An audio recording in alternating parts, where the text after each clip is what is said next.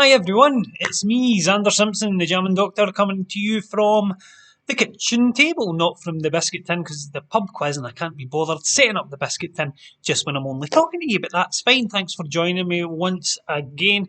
It's Monday night tonight, so sorry for keeping you on your toes in terms of the schedule, but as I've said, I'm actually starting back work officially tomorrow, so I thought I'll give myself the day tomorrow just to ease myself back in and not have to worry about doing the quiz tomorrow night, and I'll do the quiz tonight instead. Hopefully you're able to join us anyway. If not, you can always watch this back on YouTube and play along on your own, or if you're really sad, you can get all your pals into your garden. Not all of them actually, only six, but you can get 6 pals or 5 pals, including you, into your garden and all watch it together and play along, or not. It's entirely up to yourself. But thanks for joining me once again. I'm just blathering away to kill a wee bit of time to allow more people to log on.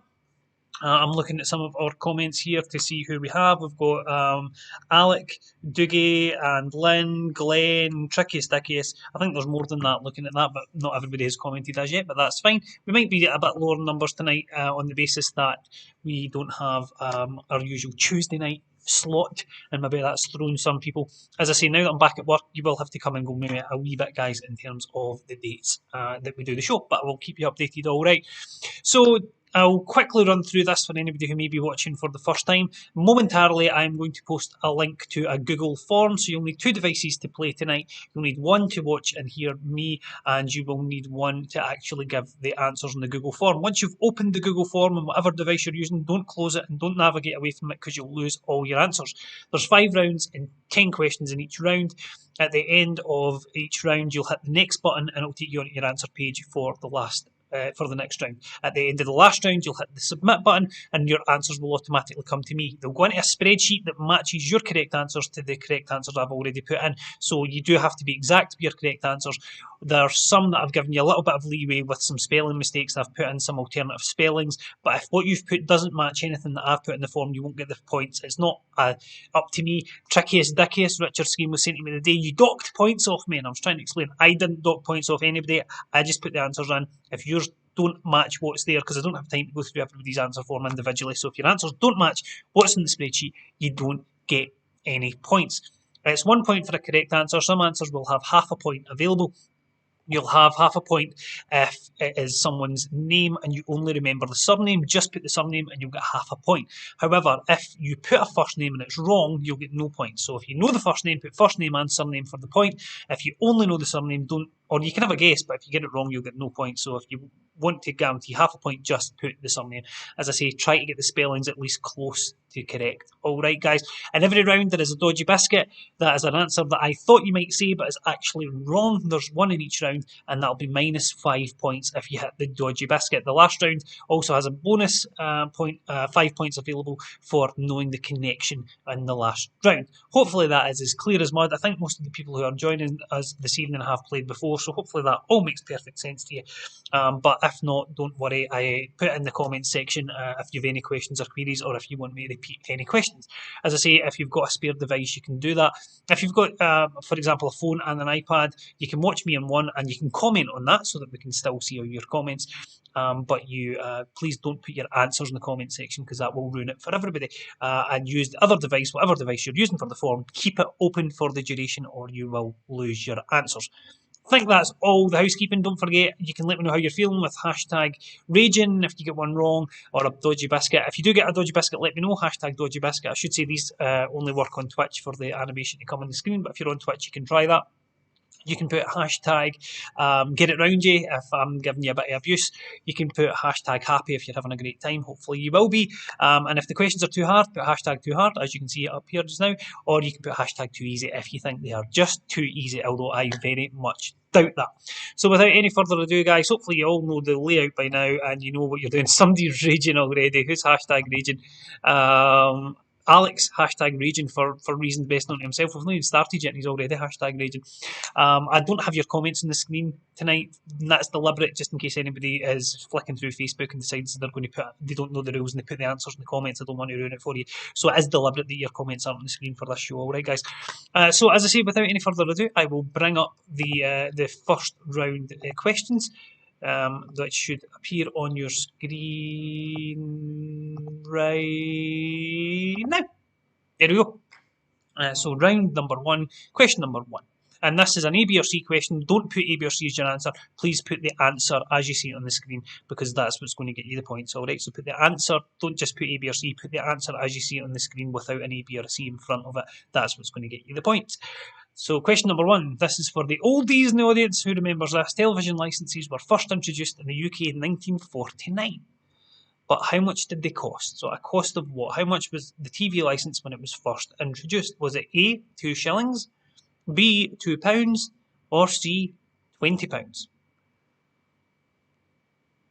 So when the TV licence first came in, how much did it cost? Was it 2 shillings?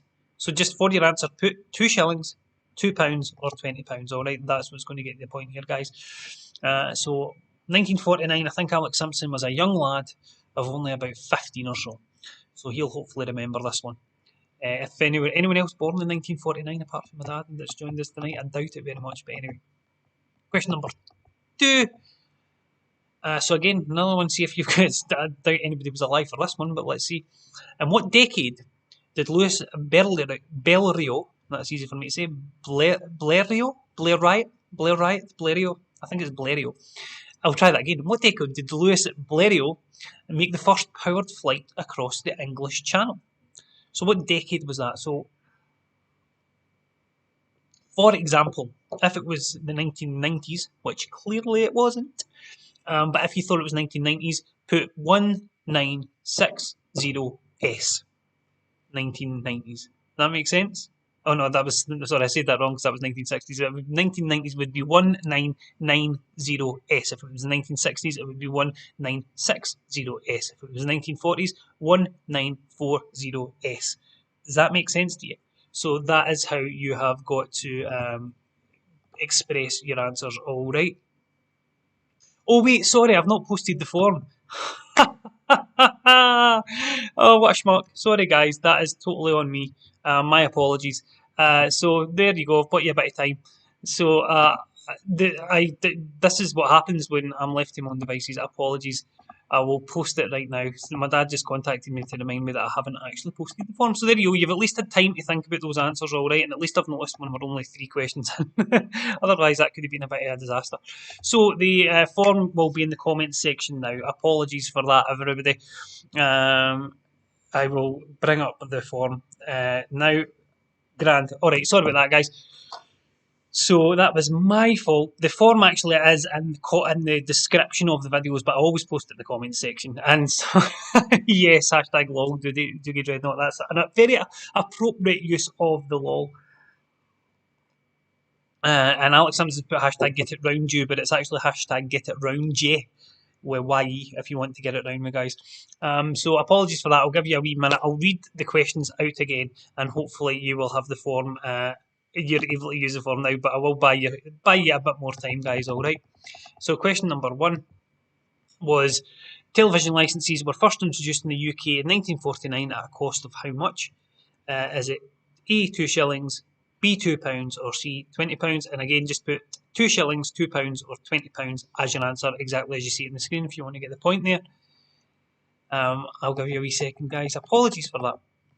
Got so excited. I thought, do you know, it's really annoying because when I've got to explain all the rules and the hashtags and everything else, I sometimes get my trip over myself because there's quite a lot to try to remember.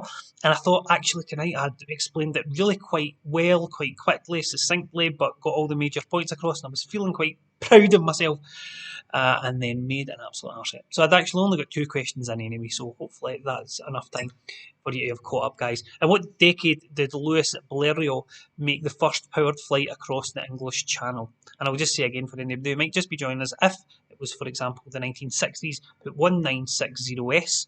If it was the 1990s, put 1990S. That's what we're looking for, all right, and that's what's going to give you the point. So again, I will very quickly recap the first 2 questions because I think you've all had a chance to have a look at the form by now. Television licences were introduced in 1949. How much did they cost at that time? Was it 2 shillings, £2, or £20? And question number 2 is, in what decade did Louis Blériot make the first powered flight across the English Channel? All right, guys. So hopefully the form is up and running now and you're all able to play along. If there is any problems, do let me know in the comment section because I'm checking them periodically. That's why we were able to catch my I won't even call it an error, we'll just call it a minor discretion, shall we? Or indiscretion. Anyway, we will move on now. Hopefully we're all caught up. Question number 3. Hopefully an easy one for you, but again, this might depend on your age. In which city was Biker Grove set? So Biker Grove, for those of you who don't know, was a kids' TV show. I say kids, it was probably aimed at teens. And it ran in the sort of 80s and 90s. So in which city was it set, Biker Grove? I'm not going to do the accent. I'm fighting the temptation to do the accent, because if I do the accent, you'll get the answer. Maybe not. My accents are terrible, but that's quite an easy one to do. Question number 3. In which city was Biker Grove set? So again, hopefully you've all had plenty of time to have a look at that one. And I'm seeing fewer comments on here now, which normally means that you're all busily filling the form, so that's good. We'll carry on. Question number 4. Any bingo players? I don't know if Mel's here tonight. Mel is a keen bingo player.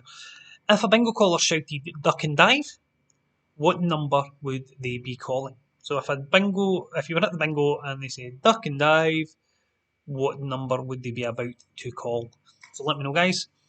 We're just looking for the number in numeric form. Again, if the number was 100, 100. I know I'm saying things really patronisingly and I'm saying really obvious things, but it's just to make sure, because as I say, even if you put something that is the right answer, if it's not the right form of the answer, it won't match my database, you won't get the point, because as I say, I don't have time to go through everybody's answers individually, guys. Alright, so if a bingo caller shouted duck and dive, what number would they be calling for any bingo players out there? Alright, we'll move on.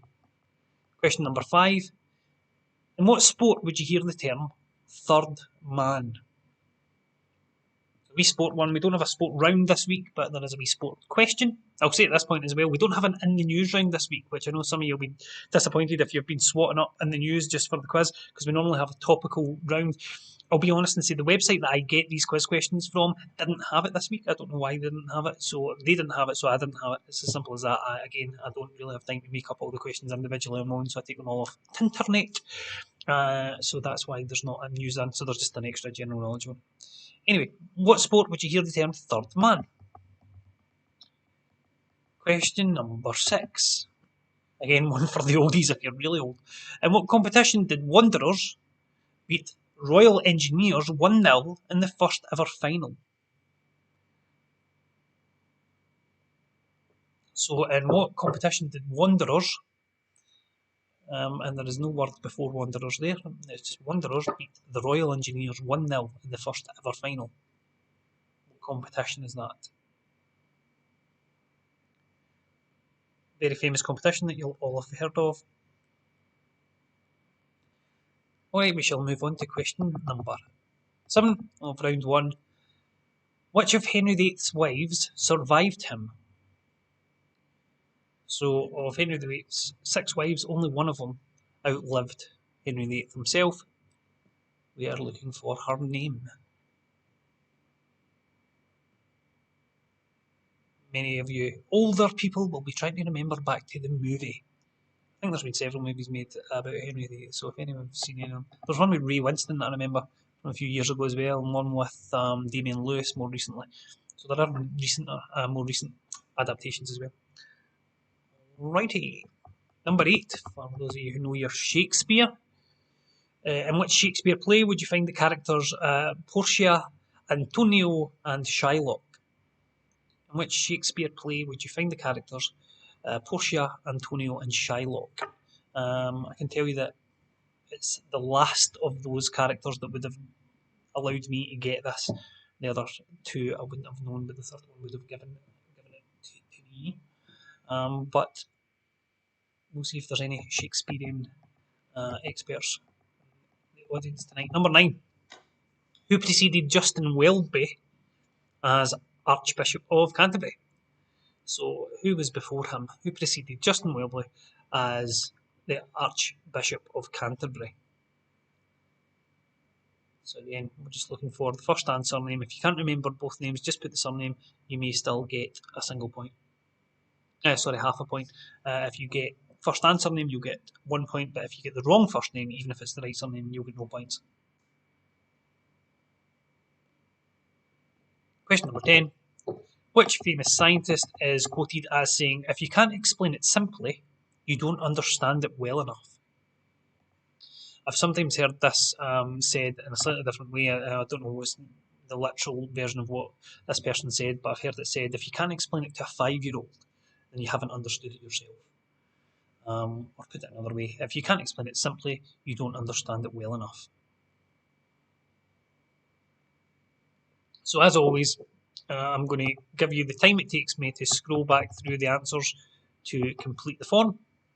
I'm not going to read them all out again because we'll be here all night. I'm just going to scroll through them slowly enough that you can hopefully just get a little glimpse of them to remind yourself of what each question was. Number 1 is the TV licence. Number 2 is the first flight across the channel. Number 3 is the city for Biker Grove. Number 4 is duck and dive and bingo calling. Number 5 is the sport that you'd hear third man. Number 6 is Wanderers beating Royal Engineer. Number 7 is Henry VIII's wife that survived them. Number 8 is the Shakespeare play with Portia, Antonio and Shylock. Number 9 is the Archbishop of Canterbury before Justin Welby. Number 10 is the scientist who said that famous quote. So if you hit next on your form, please, guys, that will take you to the answer page for round 2 while I read the answers for round 1. You can see how you think you've done. Of course, we'll get your actual scores at the end of the entire quiz, but in the meantime, you can keep a little tally yourself. So, question number 1. When TV licences were first introduced in the UK, 1949, how much did they cost? The answer to that was £2. So a TV licence cost you £2 back in 1949, which I guess, if you figured that out for inflation, would probably be quite expensive. I'm guessing that's probably more expensive than they are now, allowing for inflation. But then a TV was, in 1949, a very luxury item, so if you could afford the TV, you could probably afford the licence. Question number 2. The decade that the first powered flight across the English Channel was the 1900s. It was actually specifically in 1909, but we were looking for the decade, so I did tell you how to write that down. So the answer that we will accept is 1900S, 1900s. That's how we're taking that one, guys. All right. Question number 3. What city is Biker Grove? It is, of course, Newcastle upon Tyne. I have accepted Newcastle or Newcastle upon Tyne. Biker Grove. Biker Grove, man. It's a terrible accent. I do it quite well, but it is a terrible accent. Number 4, if Bingo Shooter said duck and dive, it would be number 25. Duck and dive, 25. For any bingo players out there. Sorry, I seem to have jumped ahead. Spoiler alert, there we go. I'll scroll back through these quickly anyway. Third man is a term in cricket.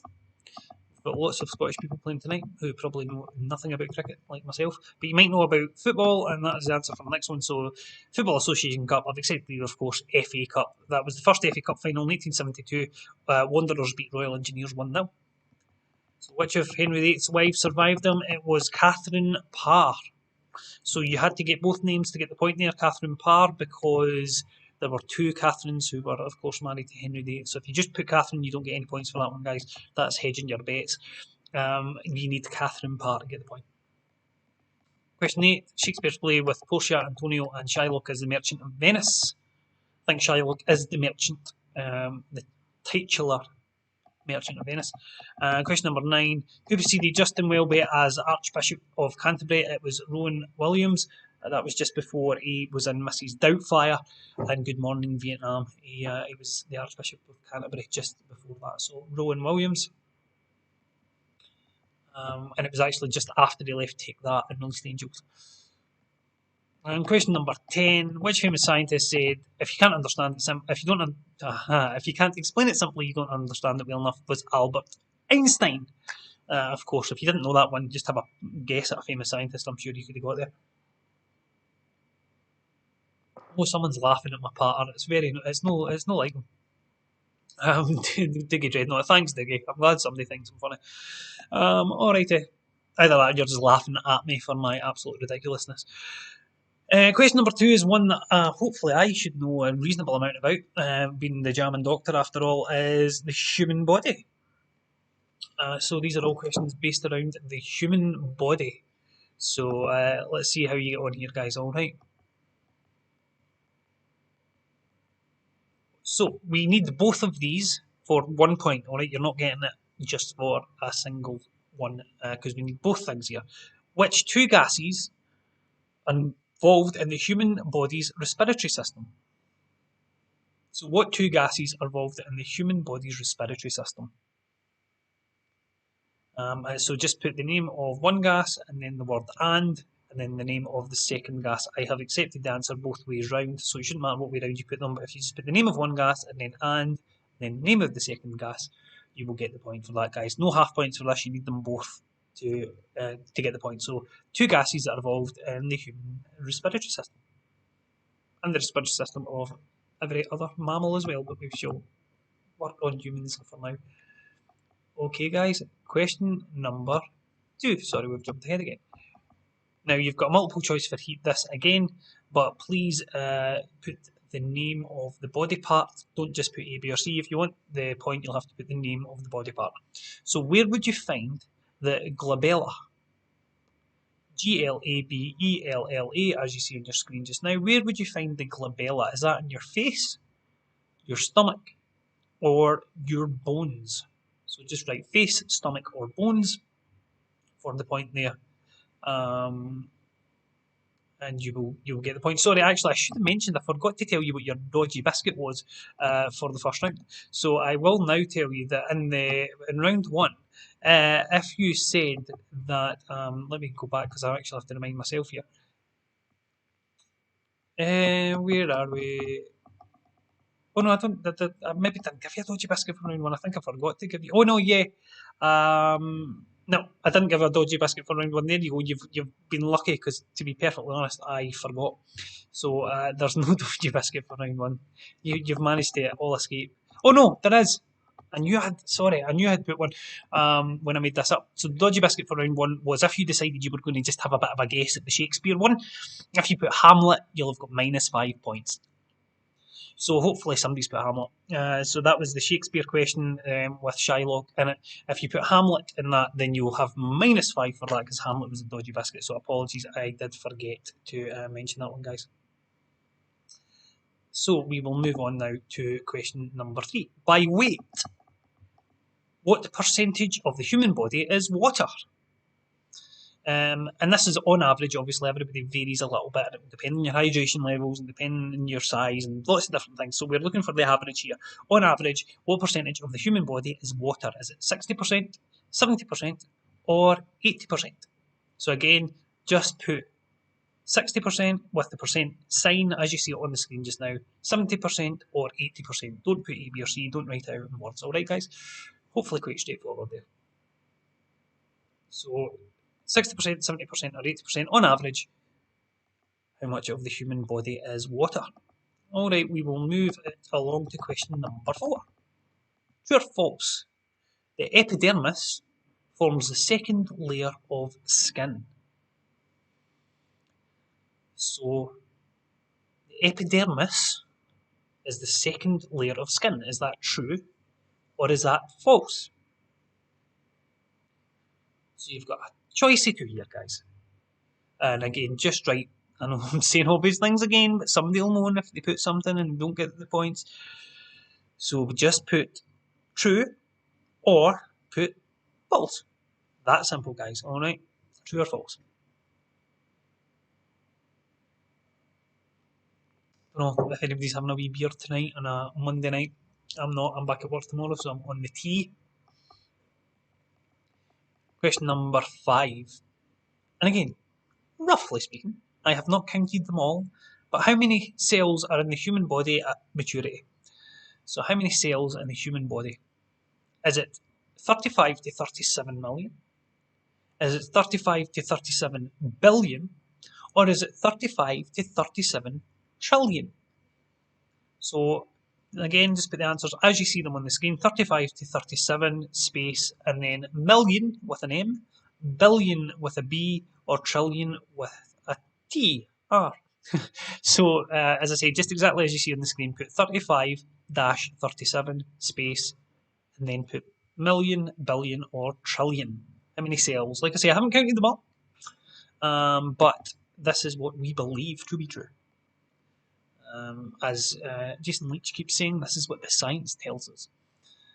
So, question number 6. The pineal gland is considered to be the smallest organ on the body. But in which part of the body is it found?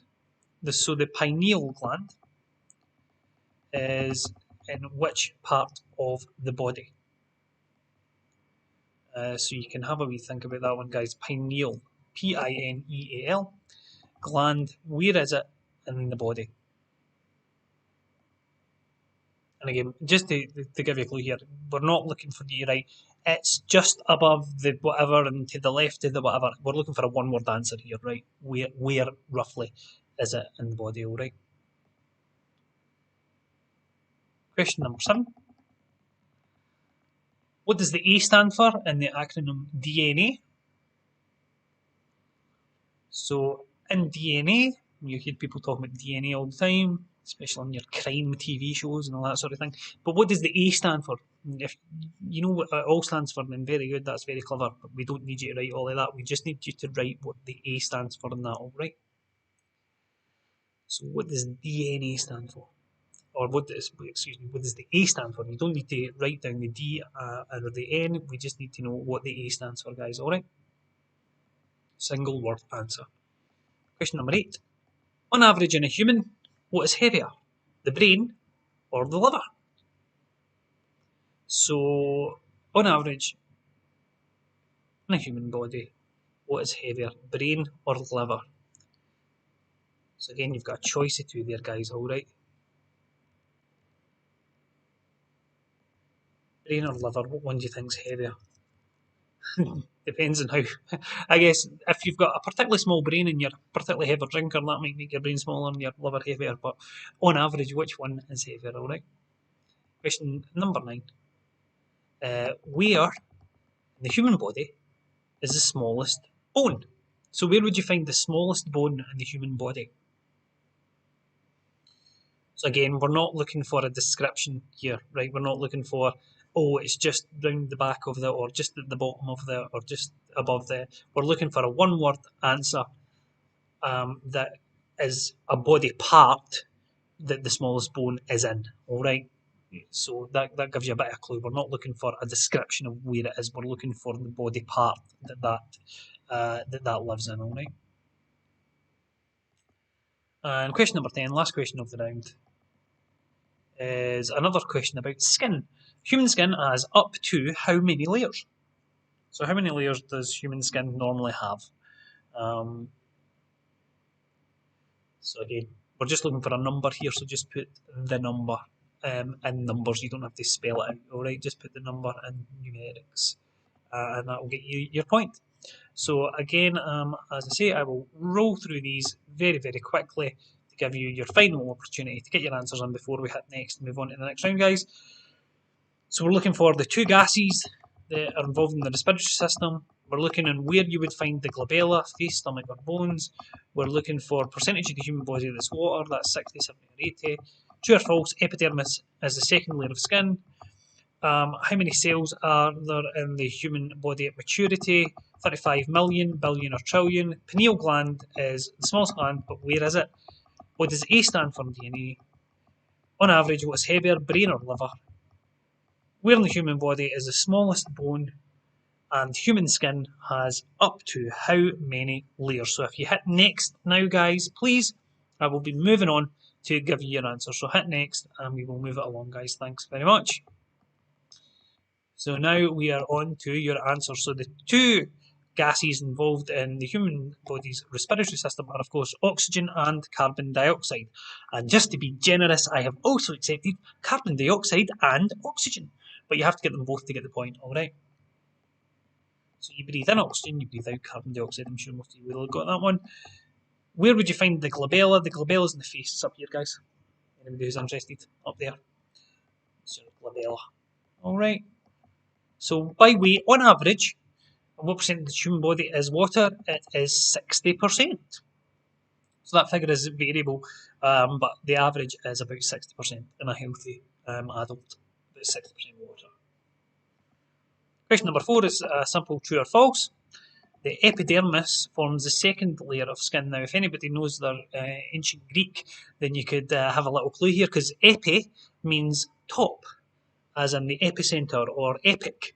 Epi means top, dermis means skin, so epidermis is top of the skin, so it's the top layer of the skin, or the outer layer, so it's not the second layer, so that is false. So every day is a school day in this show, isn't it? Question number 5. Roughly how many cells are in the human body at maturity? It is 35 trillion. That's quite a lot. So a trillion is 1,000 billion, and a billion is 1,000 million. So it's 1,000 million. So that's quite a lot. As I say, I haven't counted them, but I'll take their word for it. So the pineal gland is where? It's an organ in the body. It's a gland that helps to regulate your sleep pattern, and it is found in the brain. I've accepted head or brain, because for most people your brain is in your head. So if you've said head or brain, you'll get the point there. So we should move on to question number 7.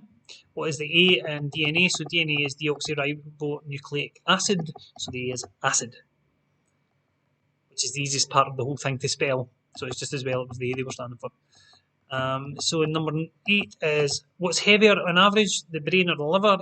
On average, the liver is heavier than the brain, despite many people thinking the brain's the heaviest human organ. The liver is normally heavier. Where in the human body is the smallest bone? If you said toe, that's your dodgy biscuit. So if you said toe or the toe, nope, that's the dodgy biscuit. There is a much smaller bone. There are actually 3 much smaller bones, all of which are in your ear. So ear is the answer we're looking for. It's called the stirrup. There's 3 tiny bones in your inner ear, or in your middle ear rather, that the sound signal vibrates through. So they're just little conducting bones that vibrate in your middle ear to conduct the sound. Tiny little bones, and the stirrup is the smallest of the 3 of those. So ear is the correct answer. If you put toe, you will have -5. How many layers in human skin is question 10, and the answer is 7. So if you put 7, I know I've written it out there, but if you just put the number 7, you will have got the point for that, guys. So well played if you said 7, because that's correct. So let me know if you've got a spare device. Let me know how you think you're doing. But failing that, if you don't worry, I will just carry on regardless and just hope that there's somebody there. I'm sure there is. I can still see on my screen that there are people watching, so that's always a good sign. And nobody's contacted me to say things aren't working, so I'm going to just assume that everything is working fine, and I'm going to carry on.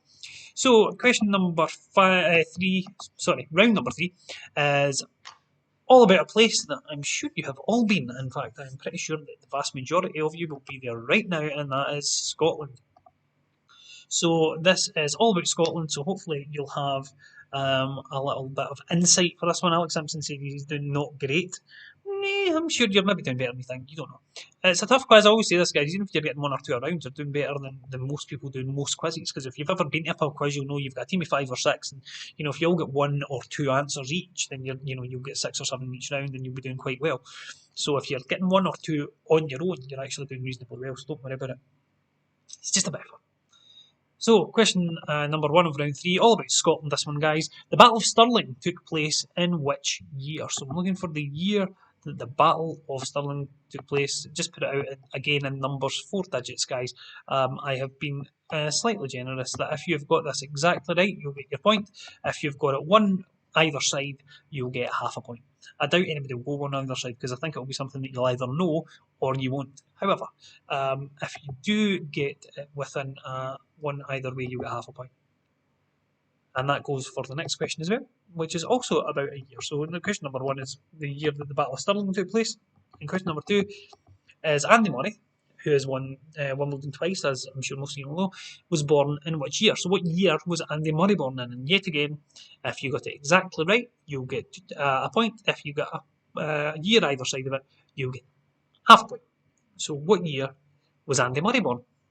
Now the thing you do here is try and work out how old he is, and take that away from the year it is now, and that'll be the year he was born. He flies on you guys, I'll tell you. So what year was Andy Murray born? How old do we think Andy Murray is? Question number 3. At which battle did Robert the Bruce and his army defeat Edward II? So what famous battle, did Robert the Bruce and his army defeat Edward II? And again, some of you will be trying to think back to movies that you may have seen. Um, it doesn't. This battle doesn't feature heavily in Braveheart, but it is mentioned in Braveheart. But some of you might have seen the more recent film with Christopher Pine as Robert the Bruce. I think it's called Outlaw King, which is very good. I think it's on Netflix. His Scottish accent is surprisingly good for an American, I have to say. It's pretty good. Question number 4. Which declaration proclaimed Scotland's status as an independent sovereign state? Whether or not there'll be another one of these soon, who knows, but we're looking for the historical declaration that proclaimed Scotland's status as an independent sovereign state. So, whenever you think the declaration of, and then just put the answer, guys. I've accepted this one. If you put declaration of and then put the word, I have accepted it. If you just put the word after declaration of and put that word, then you'll get the point as well. So it's up to you how much you can be bothered typing, but you'll get the point for either of those.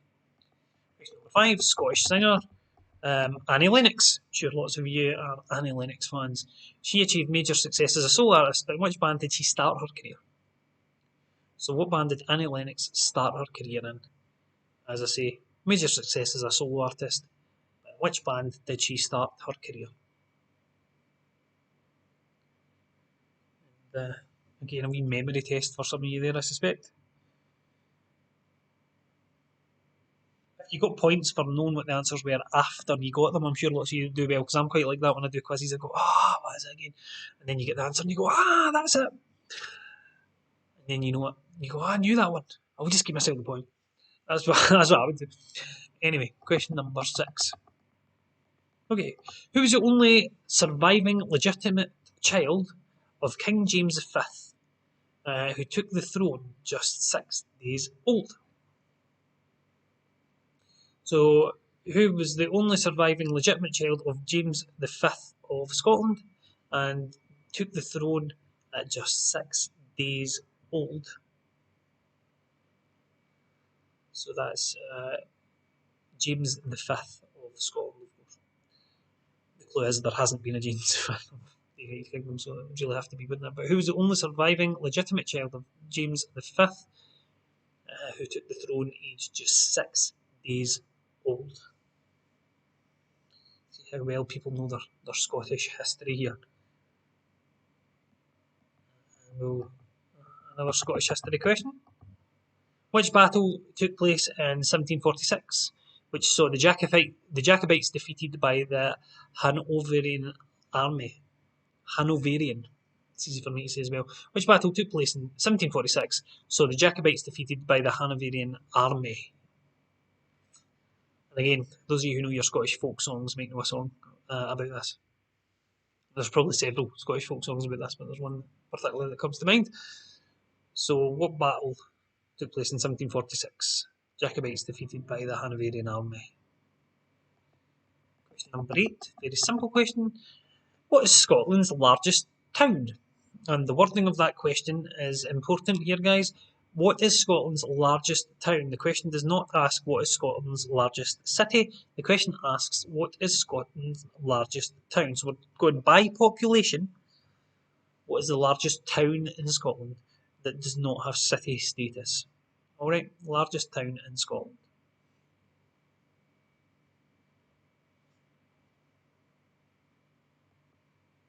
Question number 9 is a Munro is a Scottish mountain above which height? So to be regarded as a Munro, you have to be above which height? We're looking for an answer in feet. So just put the number and then feet, F-E-E-T, and I'll give you a clue. It's a round number, okay? So we're not looking for such and such, in 33. We're looking for a nice round number. Munro is a Scottish mountain above which height, and it is in feet, and it is a round number. Alright, question number 10. The author Robert Louis Stevenson was born in which city? Given this is around all over Scotland, I don't think it is a particular spoiler to say it is a Scottish city. So which city was Robert Louis Stevenson born in? So I will once again run through all these questions for you, and you can hopefully have your mind reminded of these as we go through. So what year was the Battle of Stirling? What year was Andy Murray born? What battle did Robert the Bruce defeat Edward II? What declaration proclaimed Scotland an independent state? Annie Lennox achieved major success with as a solo artist, but what band did she start her career? Who's the only surviving legitimate child of James V, who took the throne at just 6 days old? What battle took place in 1746 saw the Jacobites defeated by the Hanoverian army? What is Scotland's largest town? How high is a Munro in feet? And where was Robert Louis Stevenson born? So please hit next on your phone or tablet, and I will give you the answers, guys. So we're now moving on. You should be on the answer for. Sorry, you should be on the answer for round 4, as I read out these answers for round 3. So, Battle of Stirling took place in which year? It was 1297. So if you got 1297, we'll give you the point. If you went 1296 or 1298 on the off chance, then you'll get half a point. But as I say, I doubt anybody did because I think this is one you will either have known or not. But for the next one, you might have had a guess and you might have been a year either side. So if you were a year out with this one, you get half a point. But how old do you think Andy Murray is? Well, let's work it out. He must be 34 this year because he was born in 1987. So Andy Murray was born in 1987. So if you said 1987, you get a point. 86 or 88, you'll get half a point. Question number 3 was, at which battle did Robert the Bruce and his army defeat Edward II? It was Bannockburn, not a million miles from here. So again, Bannockburn or Battle of Bannockburn, but we'll accept Bannockburn. What was the declaration that declared Scotland an independent sovereign state? It's the Declaration of Arbroath. So again, I've accepted Declaration of Arbroath or just Arbroath for that, because declaration was in the question, but Declaration of Arbroath. Annie Lennox achieved major success as a soloist, but which band did she start her career? If you put the Eurythmics, that is your dodgy biscuit, and I suspect I caught quite a lot of you with that one, because although Annie Lennox did hit success with the Eurythmics, she started her career, which is what the question asked, with a band called The Tourists. You can Google it after the show is finished, guys, but I promise you it's true. The Tourists is the correct answer there. So if you put the Tourists, you got a point. If you put the Eurythmics or Eurythmics, then you will have -5 for that is your dodgy biscuit. You are welcome. The only legitimate surviving child of James V, who took the throne at just 6 days old, was born a stone's throw from where I live at Linlithgow Palace. It's Mary, Queen of Scots. So Mary, Queen of Scots is your answer for that one. And the next question was about the Jacobite rebellion. It was, of course, Culloden, or the Battle of Culloden. I'll accept both of those. 1746 Battle of Culloden, which saw the Jacobites slaughtered by the Hanoverian army.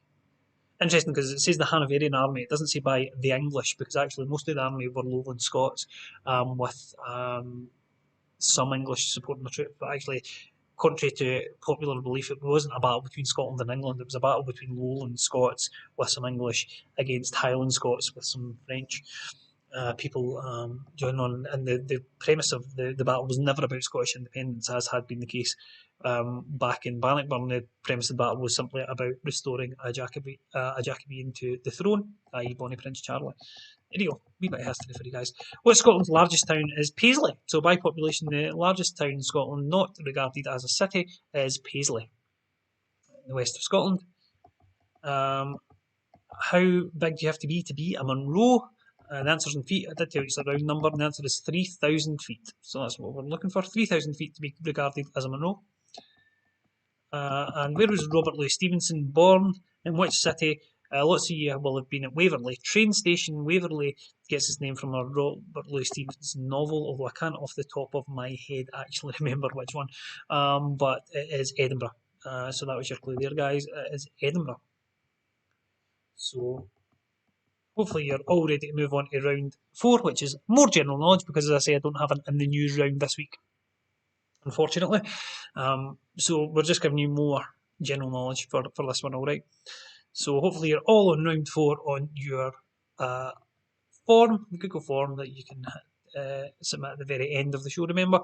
Dougie Dreadnought says he thinks he's doing okay. Good on you, Dougie. We'll see. Time will tell, guys. Time will tell. So question number 1 of round 4, which again is a bit more general knowledge, is The Killing Moon was a 1984 single by which post-punk group from Liverpool? So post-punk just means after punk. So there was a post-punk group from Liverpool in 1984 who released a single called "The Killing Moon." As I say, I don't do a full music round on this show because we do music on the other show, but there is the odd music round, music questions snuck in along the way. So 1984 single by which band from Liverpool? Question number 2. Shall I say 2 for this one, guys? So hopefully reasonably straightforward. Which has the largest diameter? The Earth or the Sun? I think this is quite an easy question, but then again, everybody's got different knowledge, I suppose, so maybe not. But what one's got the biggest diameter? The Earth or the Sun? Hopefully quite a straightforward one for you guys, and I think the next one's quite straightforward as well. I think this round is probably easier than the other general knowledge round, I would say. But as I say, time will tell. What was the ring name of the American actor and former professional wrestler Dwayne Johnson? So Dwayne Johnson's a famous actor. He used to be a wrestler. What was his ring name? What was he known as in the wrestling? So what was Dwayne Johnson's name when he was a wrestler? And he still sometimes is known by that name. You'll still hear him referred to from time to time. Or sometimes he's referred to by both. People will refer to him as Dwayne Johnson and this other name. But I think in most of his movie credits now he just goes by Dwayne Johnson. Because he's outgrown wrestling like most of us do by the time we're 13. I was a bit later than that, I have to say. I was still watching it well into my late teens, early 20s. So, Dwayne Johnson, what is his name in wrestling? Question number 4. 3 American cities here, Columbus, Cleveland and Cincinnati, are major cities in which US state? So just looking for the name of the state. Don't put a terrible state or a hell of a state or anything like that. We're just looking for the name of the state that those 3 cities are in. Columbus, Cleveland and Ohio. What do we think, guys? What state are they in? A hellish state. That always reminds me. I remember seeing it on, It'll Be Alright in the Night, where they show you all the outtakes, and they were talking to some boxer who had fought 2 different opponents in the same night because there'd been a cancellation or something, so it made the news. It was quite a big story. Oh, this boxer fought 2 fights in one night, and they said to the guy after it, "What state were you in after the second fight?" And he said, "New York," which just amused me no end. Anywho, we will go on. Question number 5. I would have had no idea where this one, but we'll see if anybody knows it.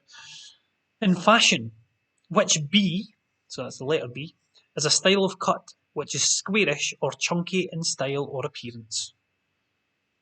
So this is a fashion term beginning with the letter B that means something that is squarish or chunky in style or appearance. So as I say, I would have had no idea about this, but maybe some of you are a bit more fashionable than me. Wouldn't be that hard, to be honest. But what B is a style of cut that is squarish or chunky? So it's one word beginning with the letter B. Question number 6. Indigo is the largest airline in which country in terms of passengers carried?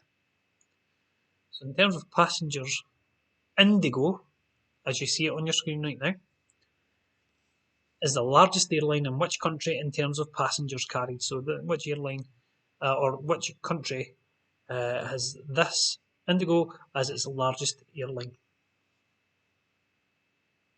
Question number 7, another music question. Brothers Danny and Richard McNamara formed which West Yorkshire rock band in 1990?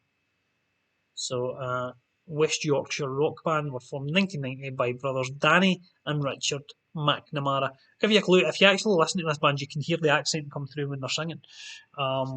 So Think of that kind of Yorkshire accent. It's not quite as broad as that when they're singing, but you can hear the accent when they're singing. And they were formed in 1990. I'm sure they'll have songs that most of you will have heard of. At least one that I can think of that is very well known. Danny and Richard McNamara. Question number 8. Which US filmmaker, so we're looking for a director, won the Academy Award for Best Director for Saving Private Ryan and Schindler's List? So which US filmmaker won the Academy Award for Best Director for the films Saving Private Ryan and Schindler's List? Very well known director, very well known films. So what do you think? Question number 9, another simple question. I don't mean simple as in easy, I just mean it's simple as in it's simple to understand. Whether you'll know the answer or not is another question. But what planet in our solar system is the largest? So what planet is the largest in the solar system? What's the biggest planet? So you've got a choice of 8, even if you don't know the answer. You can have a guess at one of them. What is the largest planet in our solar system? And question number 10, which of the well-known TV presenters, Ant and Dec, is the oldest? So who's older, Ant or Dec? So we're just looking for Ant or Dec as the answer there.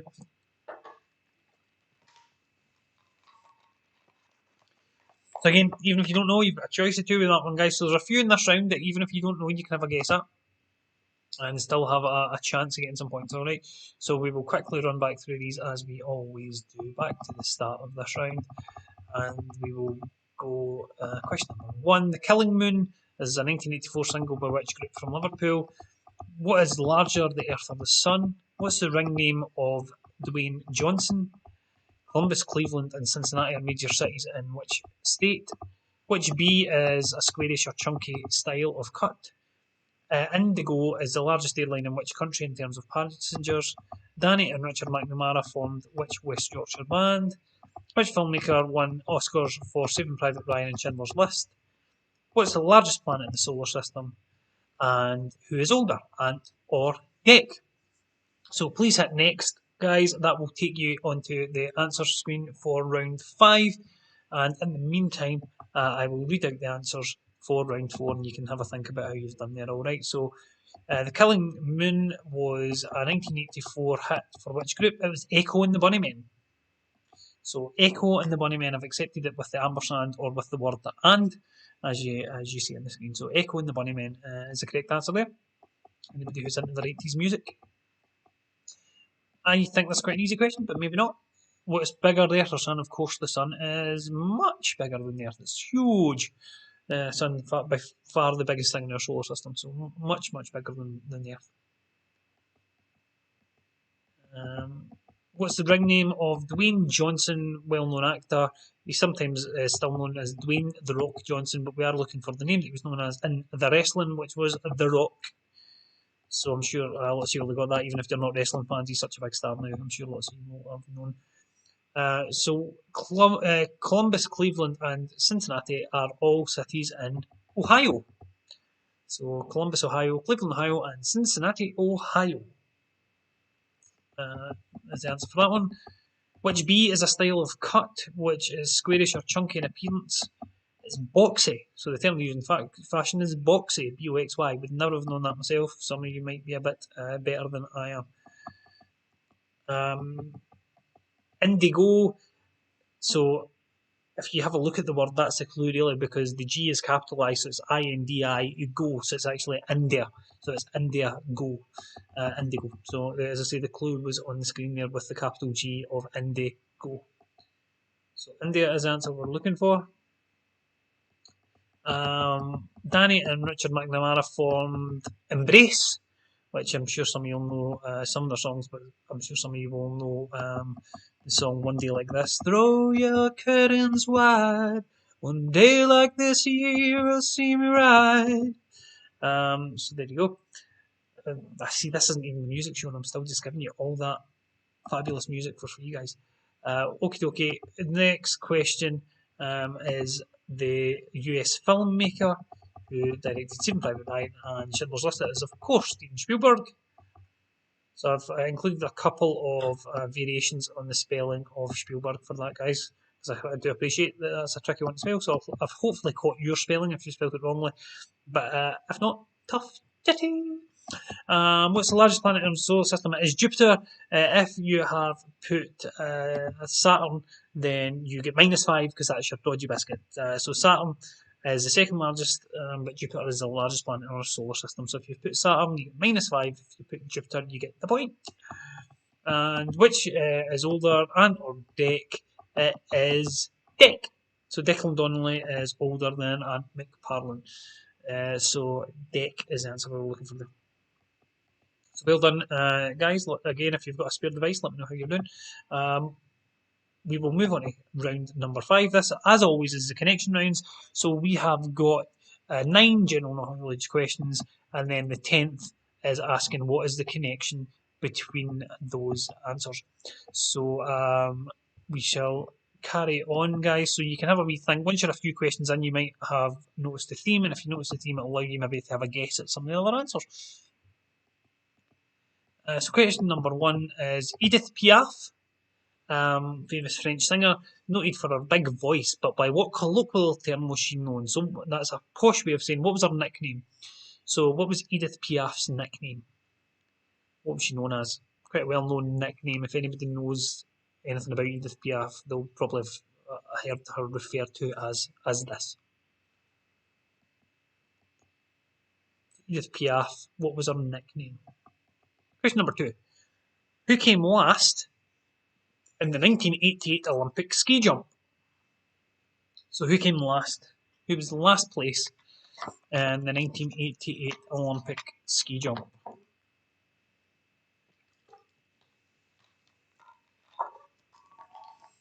What do you think about that one? First, you might think, how would I possibly know that? But if you ever think about it, it might make sense to you. Who was the last in the 1988 Olympic ski jump? Question number 3. Who was the floorwalker character in the TV comedy series Are You Being Served? Who was the floorwalker character in the TV comedy series Are You Being Served? And we're looking for their title and name. Title and surname. Alright, so we're not looking for first name and second name, we're looking for title and surname. So what was the floorwalker character in the TV comedy series Are You Being Served? I know that you're all far too young to remember that bullshit, but you may have heard about it from your grandparents. Are You Being Served? Who was the floorwalker character? We're looking for their title and their name. Surname. Question number 4. Which character did Nicholas Lyndhurst play in Goodnight Sweetheart? Some of you may remember the 90s TV show Goodnight Sweetheart. What was the name of Nick Lyndhurst's character? Nicholas Lyndhurst played which character in the television show Goodnight Sweetheart? Good night, sweetheart. See, you're getting all in it, guys. Getting music and everything. Question number 5. What role did Steve Coogan play in the TV series Knowing Me, Knowing You? So Steve Coogan played a very well-known character in that TV series, Knowing Me, Knowing You. He's played this character in other media as well. But what was the name of the character that he played in Knowing Me, Knowing You TV show? Like I say, well-known character. Here's number 6, I think is a bit trickier. What sound is said to have saved Rome when the Gauls attacked in 390 BC? So what sound, what noise is said to have saved Rome when the Gauls attacked in 390 BC? I think that's one. If you can establish what the theme is once you go through all the other questions, then that's maybe one to come back to. Once you've got the theme, you can have a guess at that one. Question number 7. I had no idea in this one, but I wasn't alive for it, so I'm sure lots of you will remember this TV series. I'm sure you will. What was the 70s TV drama starring Adam Faith? So which 70s TV drama series starred Adam Faith? Like I say, I had vaguely heard of it when I saw the answer, but I wouldn't have got this one. If it hadn't been for me, if I hadn't seen the answers, I would never have got it. So I'm probably just that wee bit too young, but I'm sure some of you who are a little more mature than me may remember that one. TV series from the 70s with Adam Faith. Question number 8. And again, this will separate the, the young ones from the old ones. What animal was depicted on the farthing? So which animal was on the farthing? Again, guys, how old are you? Do you remember the farthing? And do you remember what animal was on it? And again,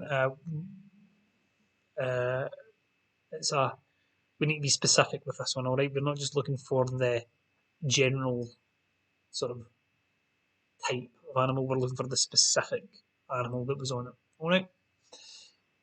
Question number 9. What was the first hotel built on the Las Vegas Strip by Bugsy Siegel?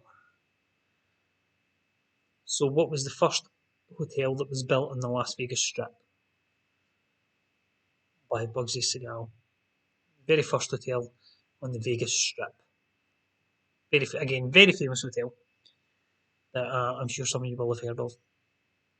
And again, one of those that if you get the theme, then that might help you get the answer to that one. So, once again, guys, I'm going to go back to the start. I'm going to run through these quickly. Sorry, and I should have said, but I'm sure you know by now, that question number 10 in this round is, of course, all of the above are types of what? And we're looking for a one-word answer for that. Just a one-word answer. All of the above are types of what? All right. So we will go back. Question number 1 is essentially what was Edith Piaf's nickname? Question number 2 is who was last in the 1988 Olympic ski jump? Question number 3, who was the floor walker in the TV comedy Are You Being Served? Question number 4 was who did Nicholas Lyndhurst play in Goodnight Sweetheart? Question number 5 was what role did Steve Coogan play in Knowing Me, Knowing You? Question number 6 is what sound is said to have saved Rome when the Gauls attacked? Question number 7, which TV 70s drama starred Adam Faith? Question number 8, what animal was depicted on the farthing? Question number 9, what was the first hotel built in the Vegas Strip by Bugsy Siegel? And as always, the last question of the quiz for 5 points is the above are all types of what? So we're looking for a one-word answer. Please hit next. In fact, excuse me, it should be submit now that you're hitting. We'll get all the forms into me. Paul Patterson says, even though I'm late, can we start again? Afraid not. Might take a bit long, Paul. Apologies. So hopefully you've all had a chance to hit submit now, and we will give you the answers. All right. So question number 1 was somebody's happy. Diggy Dreadnought is delighted. Excellent stuff, Diggy. He's obviously feeling confident tonight, I'll tell you. So question number 1, Edith Piaf was known as the Little Sparrow.